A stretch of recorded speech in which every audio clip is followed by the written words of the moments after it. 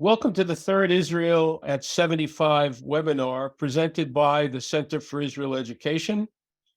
This webinar series is part of our extensive exploration of the State of Israel's origins and its development as it approaches its 75th year, which will be next spring.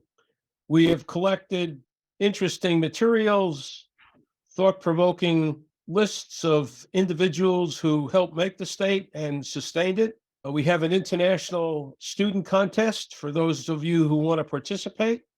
All those details may be found at israeled.org. Israeled.org, that's our website. I'm Ken Stein, Professor Emeritus of Middle Eastern History and Political Science and Israel Studies at Emory University, and the president of the Center for Israel Education located here in Atlanta. This is our 15th year at the center, and we're proud to boast more than 5 million viewers to our website in the 7 years that we've had a website. We have programs, videos, curriculum, source documents, just general learning materials about Israel. Content is what rules what we produce and provide.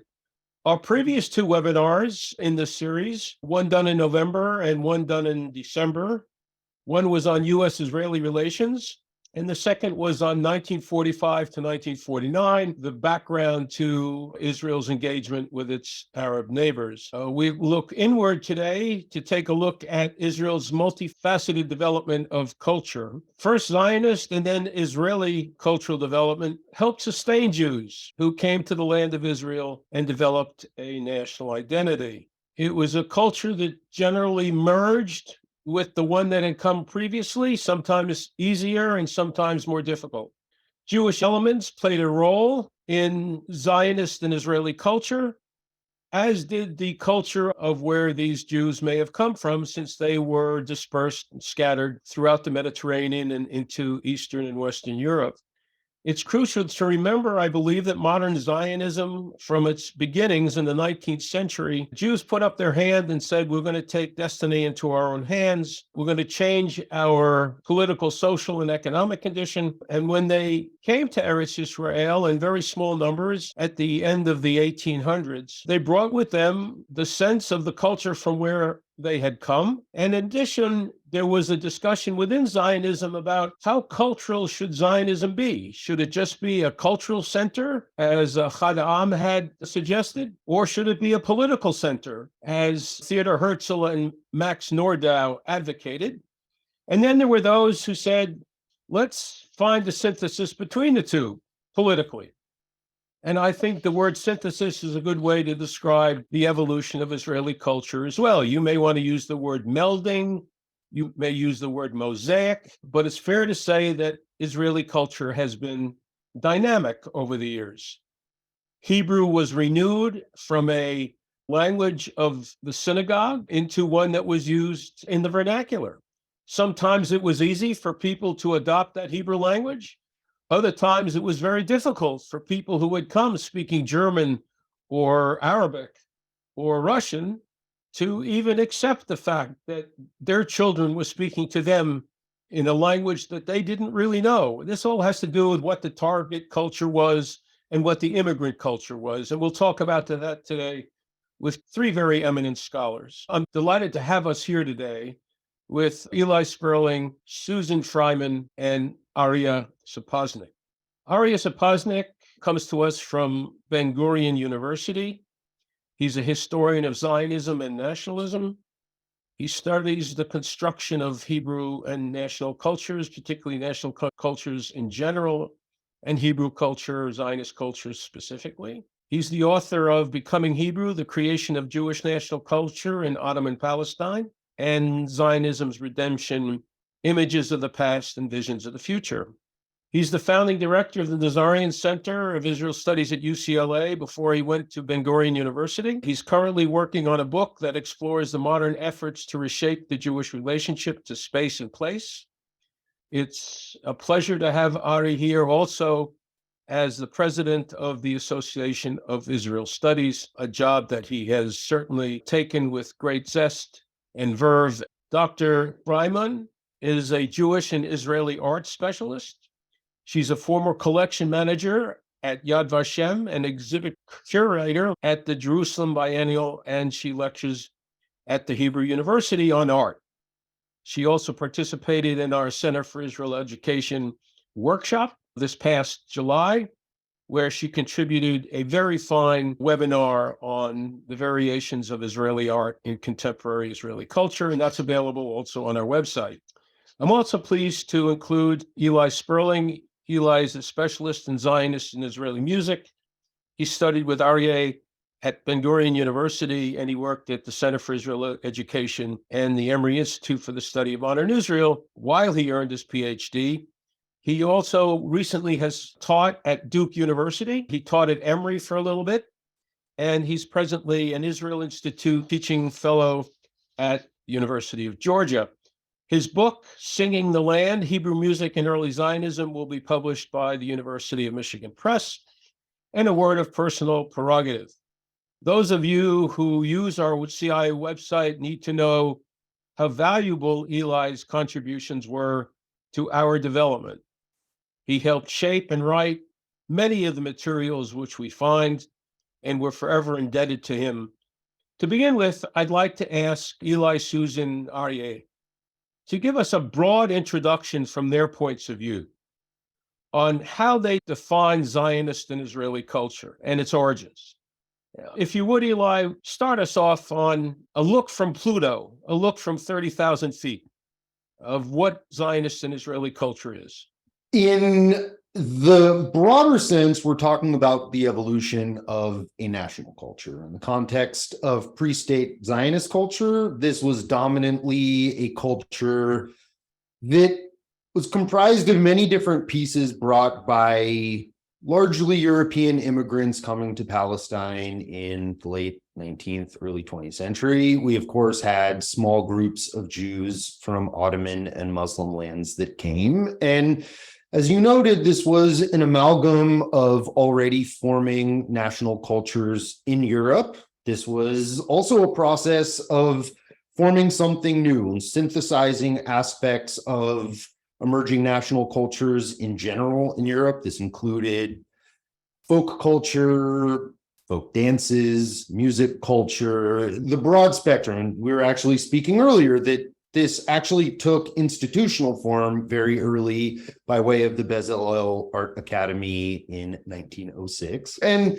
this continued as more immigrants came in and brought different layers of culture with them. And we see, particularly in the 1930s, a lot of Central European, very high culture coming, particularly as Bronislaw Huberman brought very elite level Jewish musicians from Central and Eastern Europe to Palestine, forming the Palestine Orchestra, and really, I think at this point, putting Hebrew Zionist culture on the map. The other important component to this is that as this culture was taking shape in Palestine, it was also being proliferated to the diaspora. As a music specialist, I look at Zionist songbooks that were spread all throughout Europe, Latin America, North America, throughout the late 1800s until present day. And we have to understand, too, that this national culture was not in a vacuum in Palestine, and it did include the entirety of the diaspora in some way.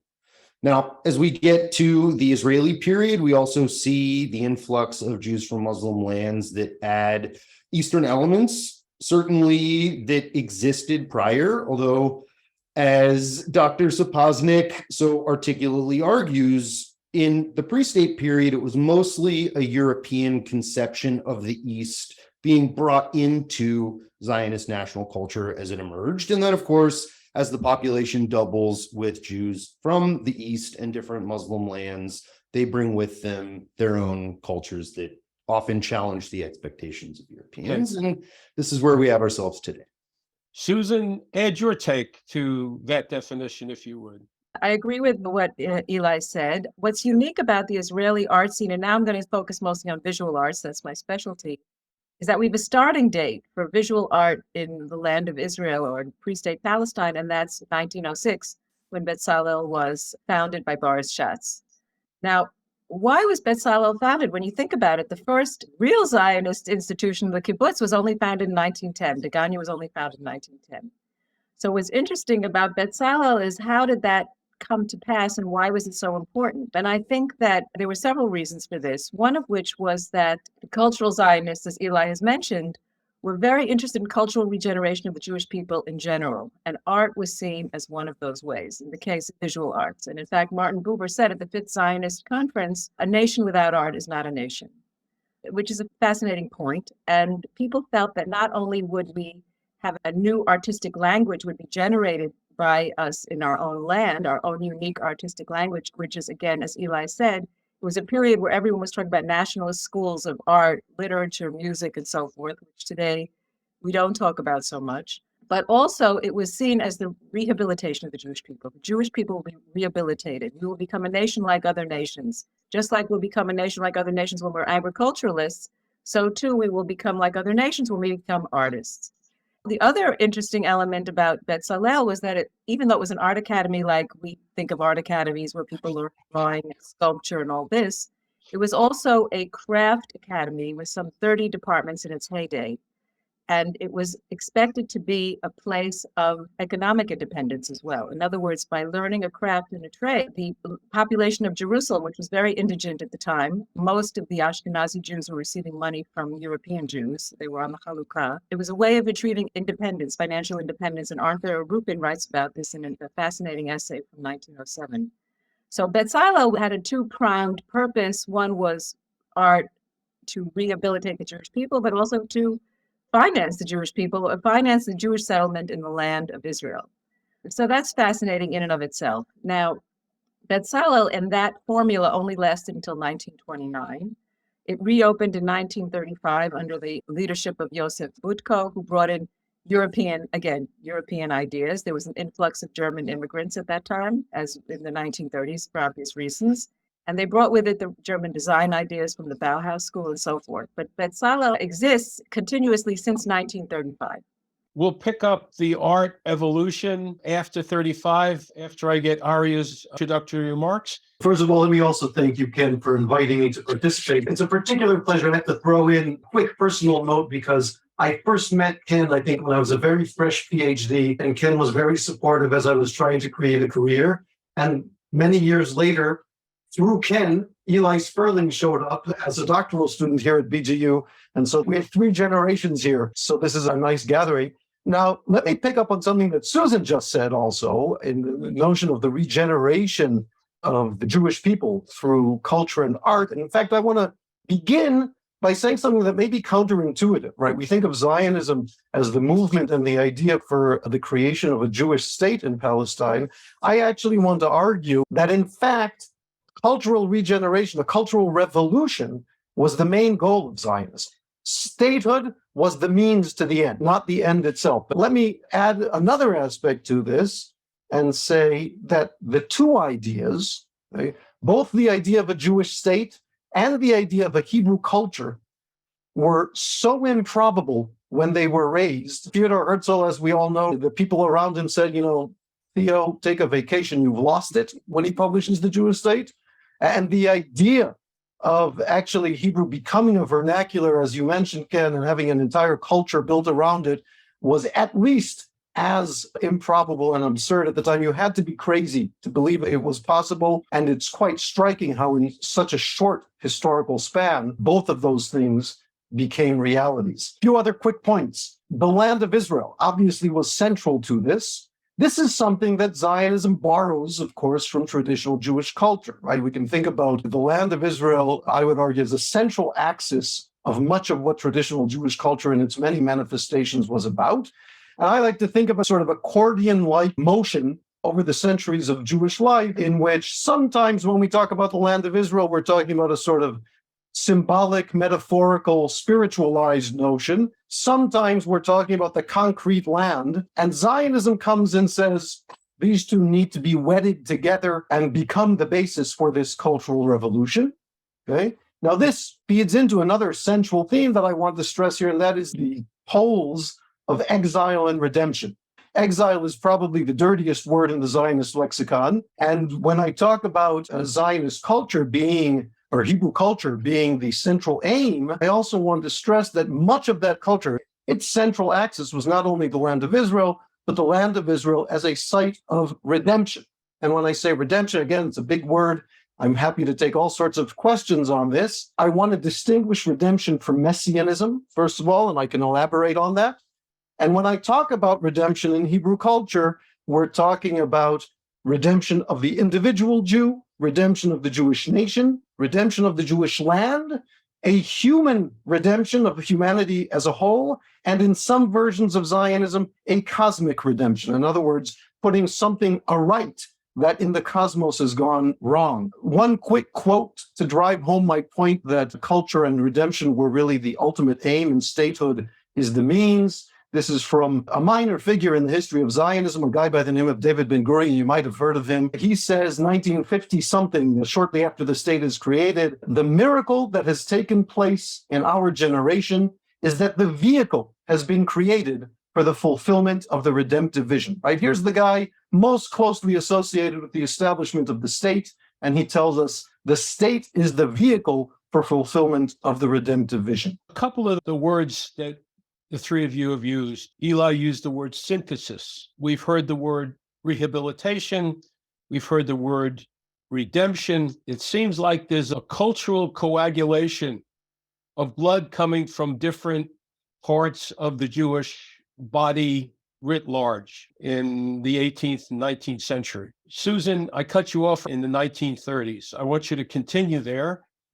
But if you would also take these words, rehabilitation, redemption, synthesis, and take us with the art through the statehood's establishment into as far as you want to go, and then we'll move back over to Eli. My point was basically that Bezalel exists continuously since 1935 until this very day, and is a very dynamic art scene in Israel. Now, what happens? The redemptive vision of the early founders is not necessarily the vision of the later artists in Israel. I'll give you an example. After Bezalel reopened in 1935, Yosef Budkov was the director. Then he died in 1940, and Mordechai Ardon, who's a very well-known Israeli artist, took over.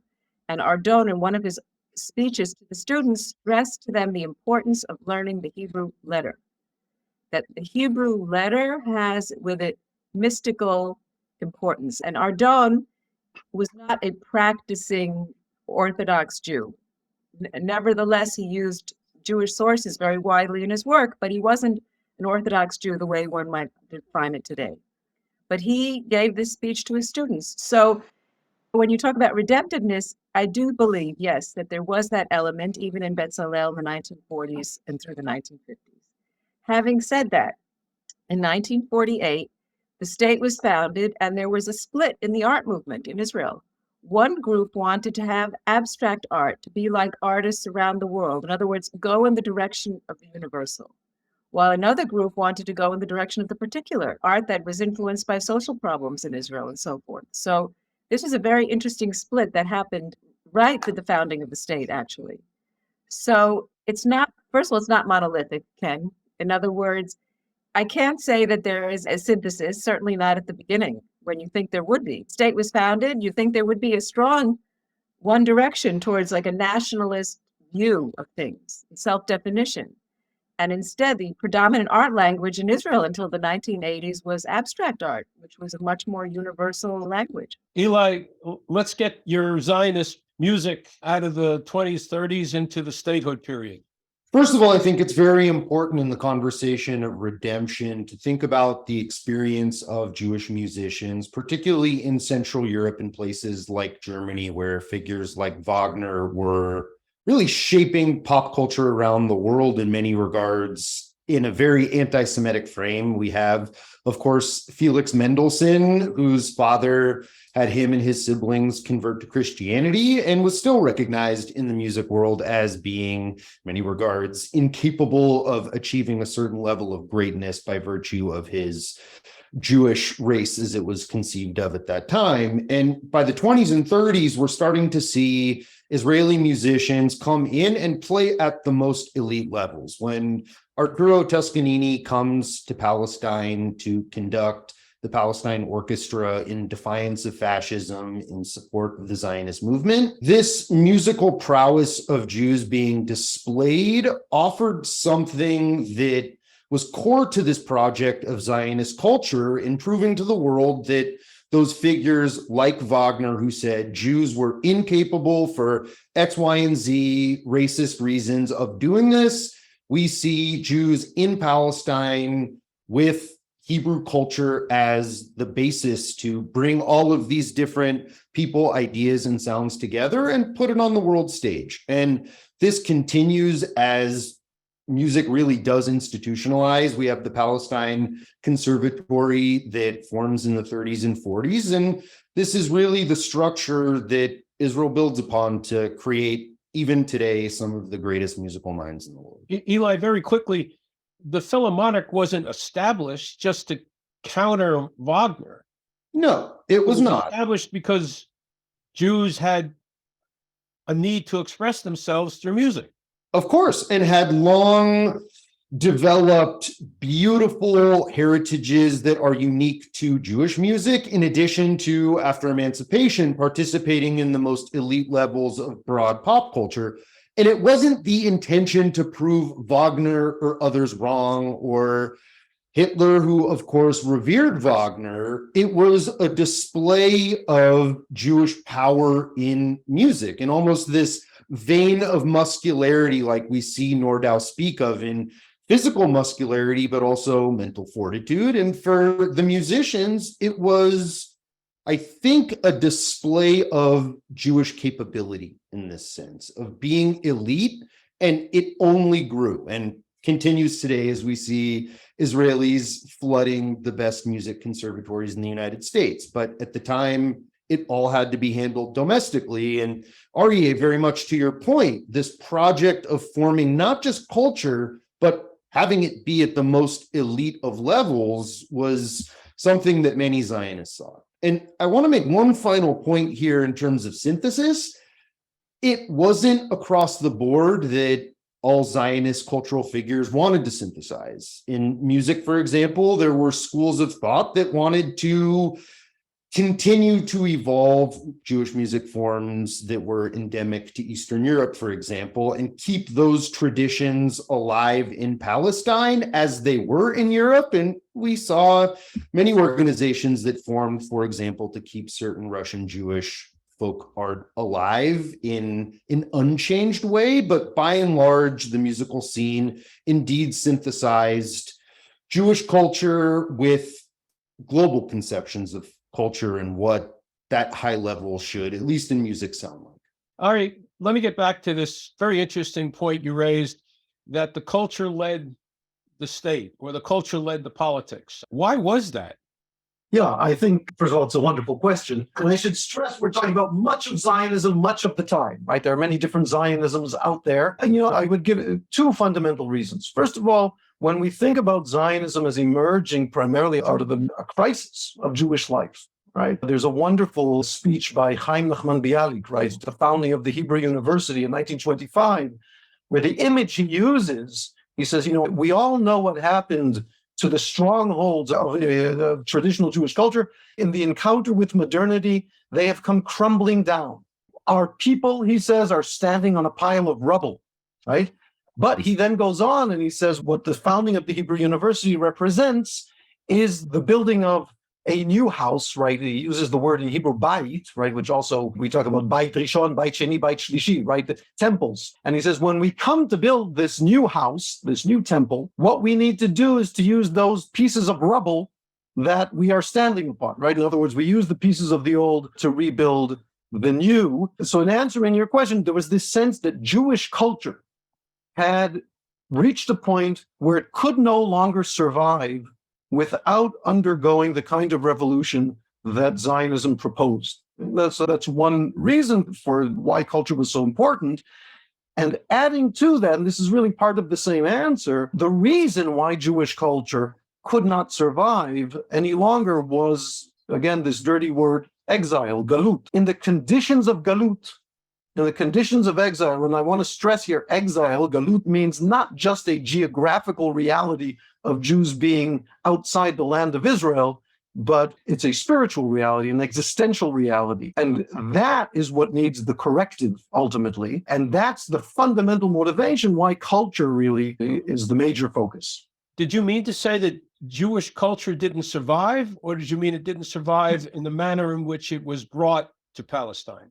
The diagnosis, the classical Zionist diagnosis is that in the conditions of modernity, right? Ahad argues this, and Bialik is in many ways a student. With the encounter with modernity, Jewish culture cannot survive without undergoing the kind of revolution that is involved with a return to the land of Israel. And one quick final word on that also, just connecting to Eli and Susan here, to put in the countering of exile aspect here. When Boris Schatz comes to Palestine in 1906, his notion of B'Tzalel is a tremendously redemptive notion. It's not an accident that to this day, when you go to what's called today Bet HaOman, right, the artist's house in Jerusalem, which was the original B'Tzalel building, on its rooftop to this day is a 7-branched menorah. This was a new temple for Schatz. And similarly, one other quick point, same year, 1906, a guy by the name of Avraham Tzvi Idelson, whom Eli knows very well, also immigrates to Palestine and establishes the musical equivalent of B'Tzalel,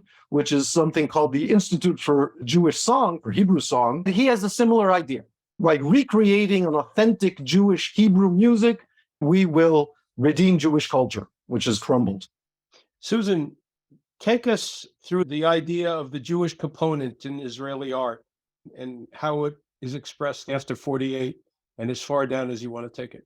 Well, as I said, there is a strong Jewish component in Israeli art, first of all, despite the artists protesting. Mordechai Ardon is an easy example who uses Hebrew letters, who uses Kabbalistic symbols.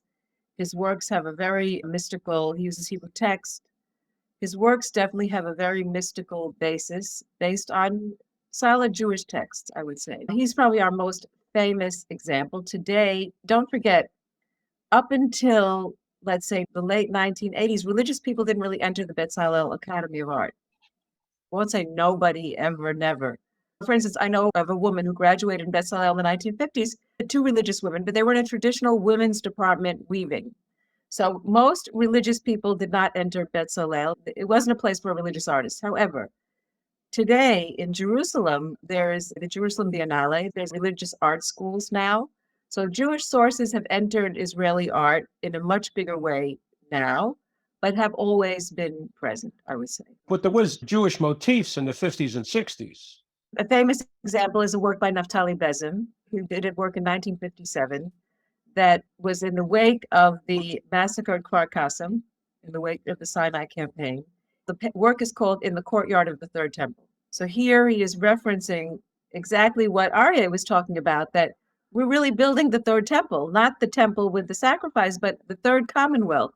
Our coming here is that.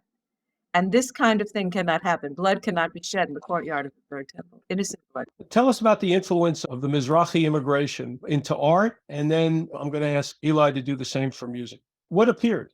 What appeared? Well, first of all, works about the immigration, like works about the refugee camps, started appearing in certain artists' works. Shraga Weil, again, Naftali Bezin, people who were motivated by having art make social statements. Ruth Schloss. These are artists who depicted the situation of the immigrants, these Mizrahi immigrants in the 1950s. They were very aware of that. But again, Mizrahi art students are a later development.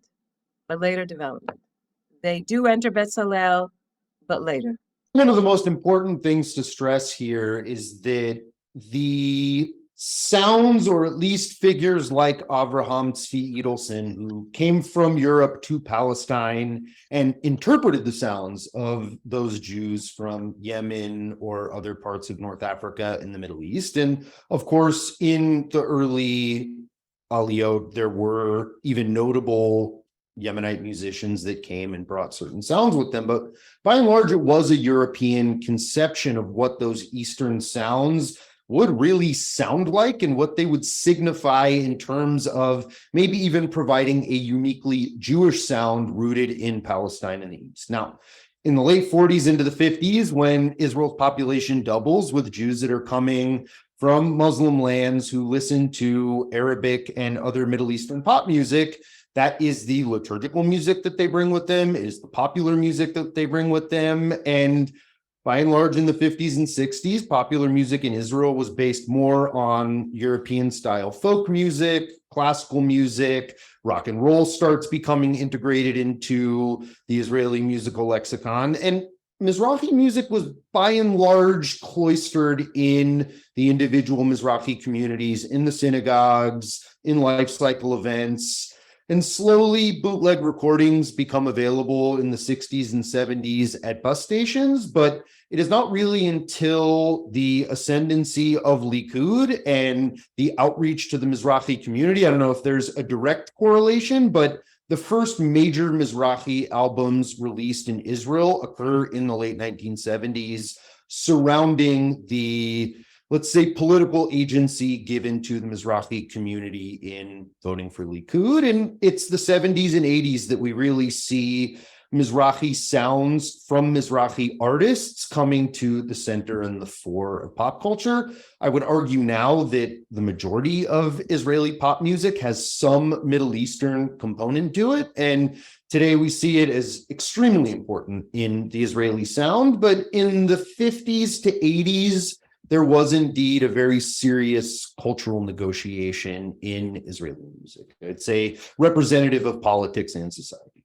Arieh, can you define redemptive Zionism for us, or redemptive Zionist thought?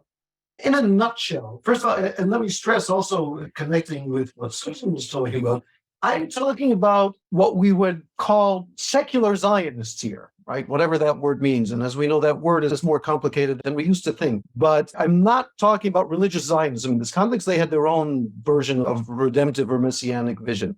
So in the context of secular Zionism, what I would suggest is that we're talking about a vision of a profound, thoroughgoing corrective to something that has gone wrong. In other words, this can be on the level of the individual, a return to some kind of authentic self. So if you think about one of the almost slogans that became very popular and influential in early Zionists, among especially young people in early Zionism, was the slogan coined by Micha Yosef Berdichevsky, right? The fissure in the heart. We are ripped apart. Our heart is ripped apart, right? So redemption is about sewing it together, repairing it, a repair of the world. And that repair, as I said earlier, has the individual, the national, the human universal, and sometimes even the cosmic level. One other quick point on that, I said earlier that I distinguish this from messianism, and the distinction is important to me in the following sense. Yaakov Talmon talked about the dangers of political messianism back in the 60s, and because the danger of political messianism is that in seeking to bring about sort of the messianic age in an uncompromising and immediate way, this can lead to terrible excesses, right? As we know from the Soviet Union and so forth, which is the period in which Mon was writing. This redemptive vision was an ideal to aim for, but as Ben-Gurion, whom I quoted earlier, also says, the Messiah's phone number can't be found in the phone book, if we remember what phone books are. In other words, it's a vision to aim for, but we recognize that we will never perfectly attain it. So that's another important distinction there that I think is part of the redemptive vision as opposed to a messianic. Susan, if someone were to ask you today, 2023, who in Israel or what kind of art has been created in the last 20 or 25 years, how might you answer that question? Art of all kinds, art like art around the world, right? Art that deals with all issues people have: love, death, loss, illness. Israeli art is just like art is around the world, and also more particular subjects, political issues in Israel, religious problems that our religious situation causes us. Those kind of issues also come up in art today in Israel. And what's the role of visual arts today? Very important. You know, in Israel, archaeology makes the first front page. Well, art also makes the front page in Israel. Recently, there's been a kerfuffle in a major museum in Israel about freedom of speech. Art gets people riled up. Yeah, people take it seriously. People are interested in it. There are art galleries all over the country. Israel has a very high per capita number of artists. We have artists now from all spectrums of Israeli population.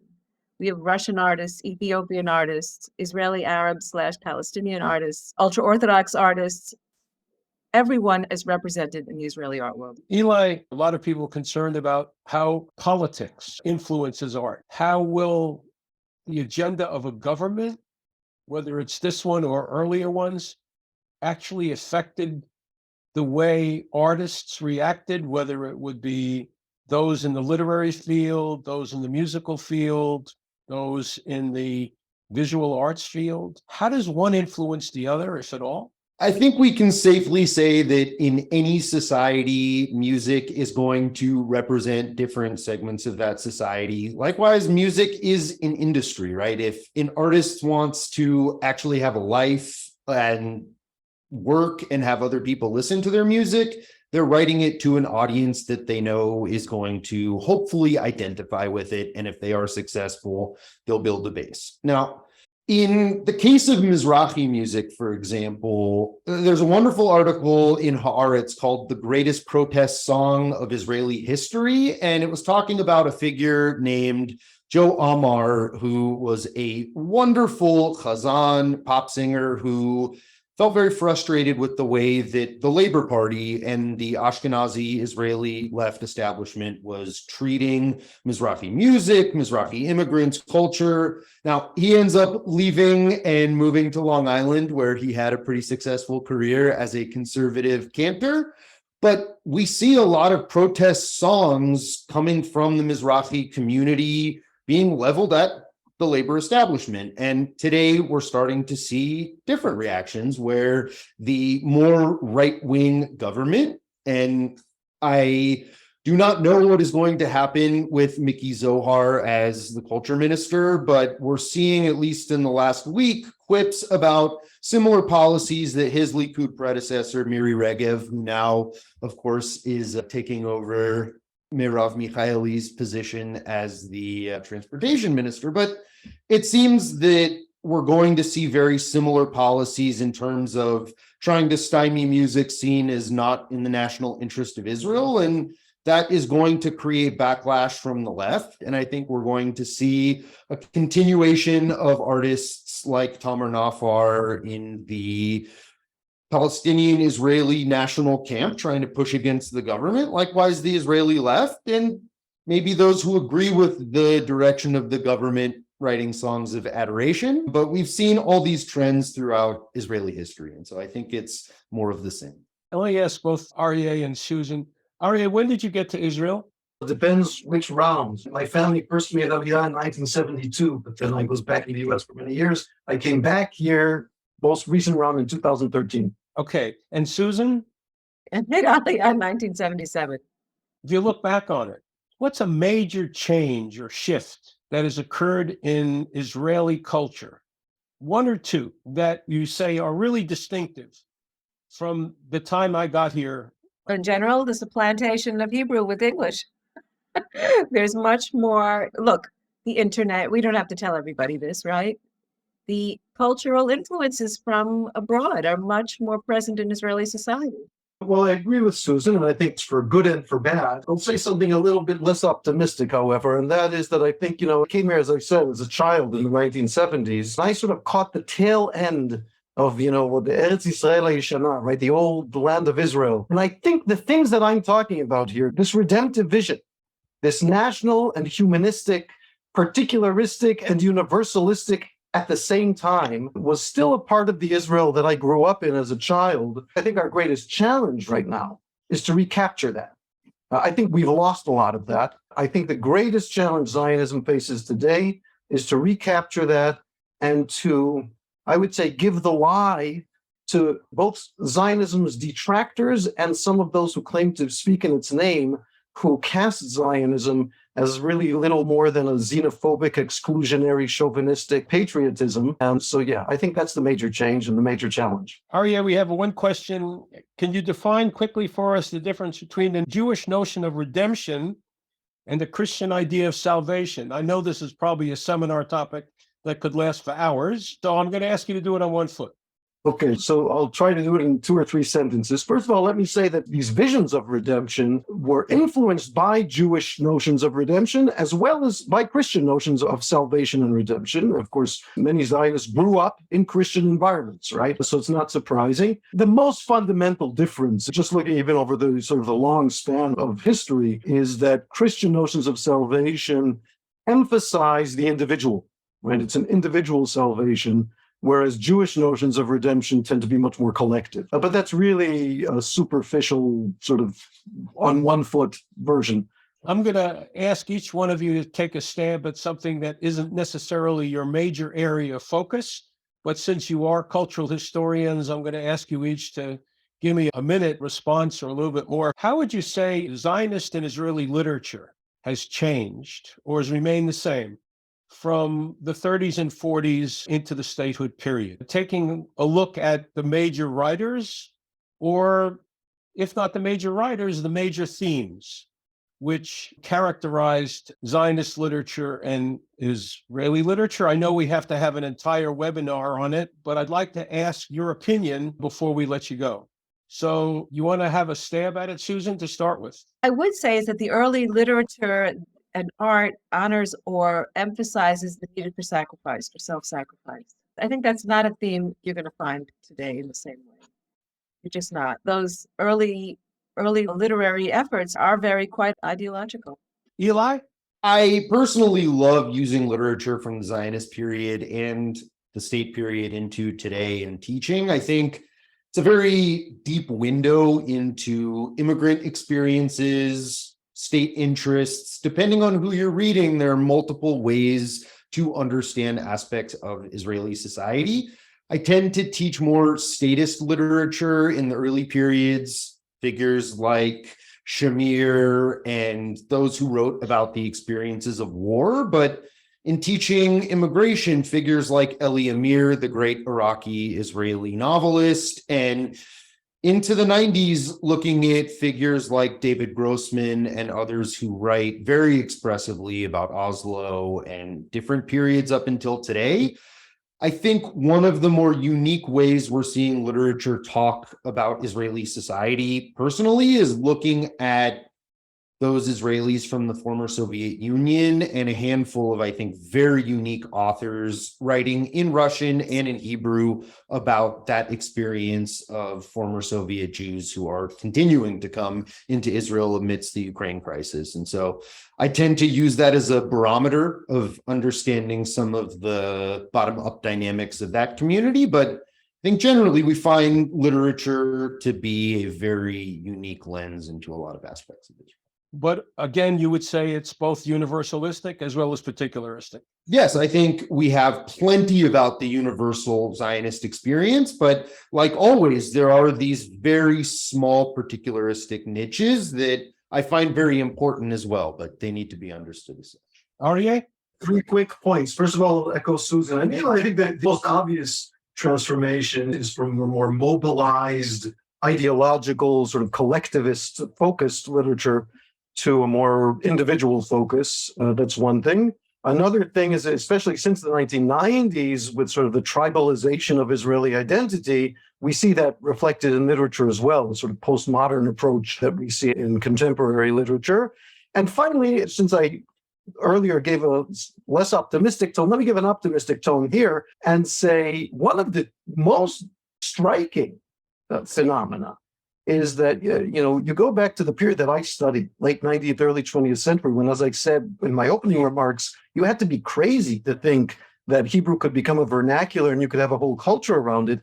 Now, authors such as the authors that Eli mentioned, they're translated into countless languages, and Hebrew has become a culture of export. And this is true, by the way, not only literature, you think about film and TV, and that is beyond the wildest dreams of the people who dreamed it in the late 19th century. You don't think that was Ahad Ha'am's thought about cultural Zionism?